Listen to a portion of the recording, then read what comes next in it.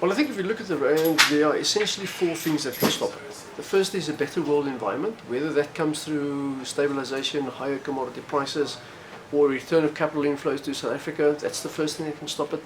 The second thing that can stop it is a significant narrowing of the current account deficit. So we start to import a lot less simply because the rand's weaker and domestic demand's not that strong. Get a big surprise in the current account. So your financing requirement from abroad declines quite significantly. That's the second thing. The third thing, of course, is significant tightening in fiscal and monetary policy. You've already seen the Reserve Bank raising rates by 75 basis points the last couple of months. I think they're going to do more. We're going to have a tight budget. And the last thing that can potentially stop the rand is we really get growth-enhancing economic reforms in South Africa. So now the next question is, what are the chances of those four things happening? I think as far as the world is concerned, the world economy is not looking particularly good at the moment, but what you've seen in the last couple of weeks is the dollar's been a little bit softer. Softer dollar means higher gold price, it means stabilization of commodity prices, so that looks a little bit better. The second thing is the current account deficit. We haven't really seen much yet, we haven't got new numbers yet, but I would think that over the next year or so the current account deficit is going to narrow more than people think, simply because I think with a weak economy and a weak rand, you're going to see imports coming off and you can see the net tourism balance improve a lot. So I think that's going to happen. As far as policy is concerned, as I already said, the Reserve Bank has raised rates and we're going to get a tight budget. So I think that will help. And then fourthly, the chance of policy changes that will enhance the growth outlook. That's the most uncertain one at this stage. So to answer your question, I think in the shorter term, chances are the rand will stabilize because I think you're going to get at least two of the four elements. That is tighter policy and improvement in the current account balance. Over the longer term though, the real fundamental question is, even if the rand stabilizes over the next 12 months, where does it go over the next 2 years? If we don't get a change in policy direction in South Africa, you may stabilize for 12 months and then it goes again. So we're still looking at this stage, for some initiative from government to really address South Africa's growth problems.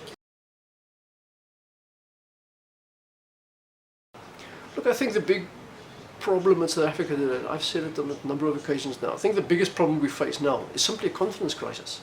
There's a confidence crisis among South Africans in general, there's a confidence crisis among South Africans business, and there's really a concern about where South Africa heading fundamentally, and really kind of a despair that's setting in over prospects for the economy. We'll just never be able to grow faster again. So what does government need to do? I think the first thing that's, in my mind, absolutely crucial is what is now starting to happen. After December 9, you've now started to see government and business engage properly. The last couple of years, government and business have been screaming at each other from public platforms and not properly engaging. You never solve a problem unless you have, firstly, you admit you have a problem, and secondly, the key actors in that problem got to talk to each other around a table. I think that's starting to happen.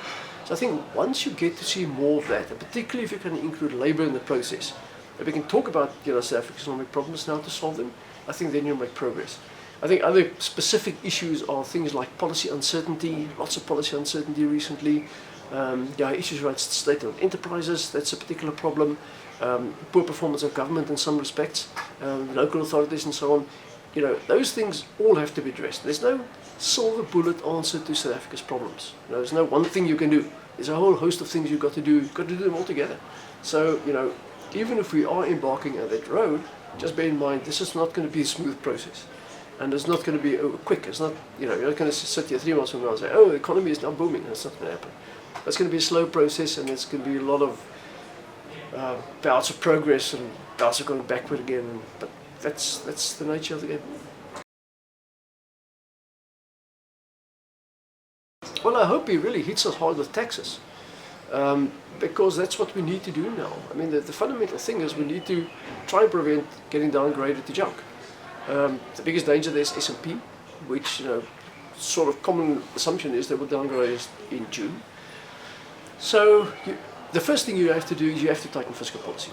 So tightening fiscal policy means you have to raise taxes and cut spending. Now, just as a reminder, the problem is with the economy growing slower, we estimate that compared to what government was predicting in October last year at the time of the medium-term expenditure framework, we reckon that tax revenues in 2016-17 could be anything between 15 and 20 billion rand less than they predicted at the time, simply because of slower growth.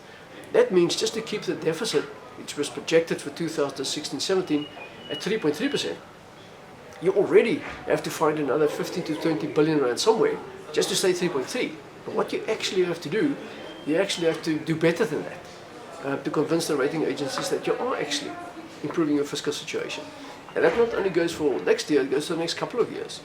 So that's why I say, as far as the budget's concerned, you should actually hope that the minister has some significant tax increases, for the simple reason that if he doesn't do it, the danger is you're going to get downgraded to junk. And if that happens, there is a real danger the rand weakens again, interest rates have to go up again, you end up in a recession. So the least of the pain will probably be to take a bit more pain up front and prevent far greater pain later. So in terms of budget specifics, I think we'll probably get some cut in spending, possibly on the wage bill in terms of unfilled posts being frozen. And then also in terms of tax increases, the minister can do either of two things. They can either take the nuclear approach and do VAT, which will generate 22 billion rand, or we can say, no, I don't want to do that, I'll do a whole host of other things. So you raise the top margin rate, it's state duties, it's dividend tax, it's capital gains tax, a whole host of small little things that add up to the same. The one possibility I think that might happen will be a surprise, but I think it's not completely impossible, is that they raise the VAT rate by 50 basis points, go to from 14 to 14.5. That'll generate 10 billion. And I think the other important thing of that is that might send a very powerful message that National Treasury and government is not unwilling to take politically tough decisions and raising the VAT rate in an election year. So I think that will send a very positive message in terms of fiscal consolidation. So I would actually hope that the minister raises the VAT rate.